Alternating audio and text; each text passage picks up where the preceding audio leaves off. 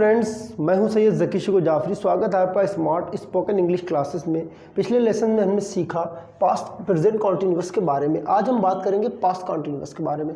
Past continuous की identify होती है पहचान। इसके लास्ट में रहा था, रही थी और रहे थे आदि शब्द आते हैं। इसका जो रूल होता है कि ही, शी, इट, आई और एक वचनकर्ता के साथ हेल्पिंग वर्ब वाज का इस्तेमाल करते हैं। यू, वी, दे और बहुवचनकर्ता के साथ हेल्पिंग वर्ब का इस्तेमाल किया था।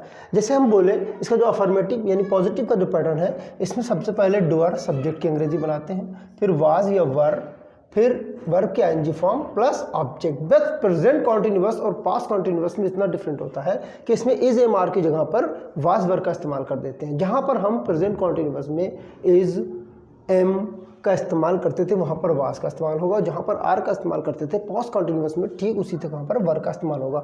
किसान अपने खेत जोत रहे थे, तो ये बात थे वर्ड ये आइडेंटिफाई कर रहा है कि किसान बहुत से थे। तो the farmers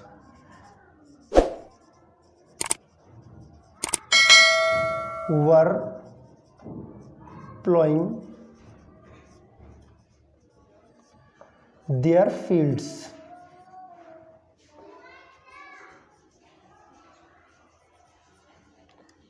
the farmers were ploughing there fields. अगर यही सेंटेंस होता किसान अपना खेत जोत रहा था, तो the farmer was ploughing his field. वह शोर मचा रहा था, तो he was making a noise. मैं अपनी किताब पढ़ रहा था, I was reading my book. वे झूठ बोल रहे थे, वे झूठ नहीं बोल रहे थे। अब यही बात अगर हम नेगेटिव में करें तो ठीक प्रेजेंट कॉन्टिन्यूअस की तरह, जैसे हम उसमें इज एम आर के बाद नॉट लगा देते हैं, उसमें पास्ट कॉन्टिन्यूअस में वाज और वर के बाद नॉट का इस्तेमाल कर दिया था। मतलब सब्जेक्ट डूअर के बाद वाज वर, फिर नॉट, फिर वर के आईएनजी फॉर्म प्लस ऑब्जेक्ट। वे झूठ नहीं बोल रहे थे, तो दे वर नॉट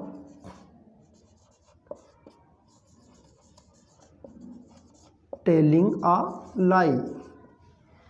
वह गीत नहीं गा रही थी, तो she was not singing a song. Negative tense में बस हम नॉट का इस्तेमाल कर देते हैं। हाँ, तो दोस्तों अब बात करते हैं पास्ट कॉन्टिन्यूअस के इंट्रोगेटिव सेंटेंसेस के बारे में। इंट्रोगेटिव सेंटेंस जिसमें क्या वर्ड पहले आए, जैसे क्या मैं तुम्हारे साथ जा रहा था, तो इसमें क्या वर्ड सबसे पहले आया। जब क्या वर्ड सबसे पहले आएगा तो प्रेजेंट कॉन्टिन्यूअस में जैसे हम इज एम आर का इस्तेमाल करते हैं, तो इसमें हम वाज और वर का इस्तेमाल करेंगे उसके इस्तेमाल पर। उसके बाद डूअर की अंग्रेजी, फिर वर्ब की आईएनजी फॉर्म प्लस ऑब्जेक्ट। क्या मैं तुम्हारे साथ जा रहा था, तो was I going with you. क्या लड़के मैदान में क्रिकेट खेल रहे थे, तो were the boys playing cricket in the field. क्या वह शोर मचा रहा था, तो was he making a noise. ऐसे सेंटेंसेस में जिसमें क्या वर्ड पहले आए, हम वाज और वर्ब पहले लाएंगे। जैसे हम कहें वह कमरे में क्या कर रहे थे, अब यही क्या वर्ड अगर बीच में आ जाए तो अब हम क्या की अंग्रेजी बनाते हैं। तो क्या की अंग्रेजी सबसे पहले हम लाएंगे व्हाट। पैटर्न नंबर 2 के अकॉर्डिंग सबसे पहले why family word question word क्या लाएं, what was he doing in the room. वह कमरे में क्या कर रहा था, what was he doing in the room. कितने लड़के मैदान में खेल रहे थे, तो कितने लड़के, ये क्वेश्चन वर्ड प्लस सब्जेक्ट दोनों ही है, समझ लीजिए। तो how many boys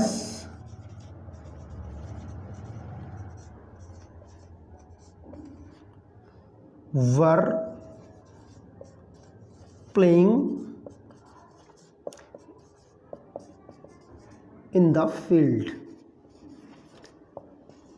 how many boys were playing in the field. कक्षा में कौन रो रहा था, फिर वही कौन वाली बात आई। तो कौन वाले सेंटेंस में हमने हमेशा आपको बताया कि अगर कौन सब्जेक्ट की तरह काम करे, कर्ता की तरह काम करे, तो हम उसके फौरन बाद वर्ब की हेल्पिंग वर्ब लाएंगे। Who was weeping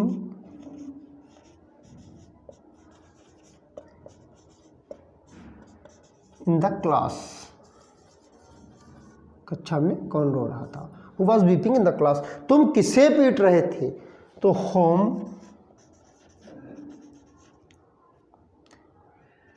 were you